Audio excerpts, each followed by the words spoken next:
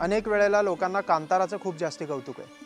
तिकडचा जो भूमिपुरुष असतो तो भूमिपुरुष कसं सगळ्या त्या परिसराचं संरक्षण करतो हे 21व्या शतकात सुद्धा आपल्याला अभिमानाने बघावंसं वाटतं। पण कोकणाला स्वतःचा भूमिपुरुष आहे, स्वतःचे देवदेवता आहेत, स्वतःचे गण आहेत आणि ते गण अगदी अनादी कालापासून इथे पूजले जातात।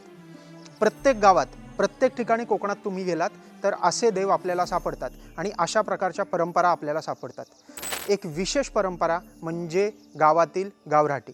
आता गावराटी हा अनेक लोकांना अंधश्रद्धेचा विषय वाटतो, अनेक लोकांना त्याच्यावर विश्वास बसत नाही। पण गावचा तो व्यक्ती असेल, तो अगदी परदेशातही राहायला गेला तरीही त्याला गावराटीची आठवण असते।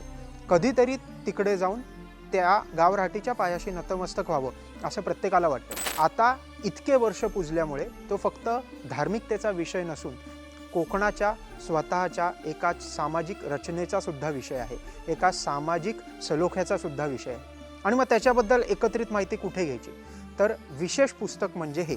ह्या पुस्तकात तुम्हाला अगदी अथपासून इतीपर्यंत सगळं गावराटीबद्दल समजतं आणि कोकणाचा एक विशेष प्रकारे परत अभिमान वाटावासा वाटतो। पुस्तकाचं नाव आहे कोकणातील गावराटी। लेखक आहेत श्यामधुरी। हे सोडून अजून कुठल्या विषयावर तुम्हाला पुस्तकाची माहिती हवी असेल तर कमेंट सेक्शनमध्ये नक्की सांगा।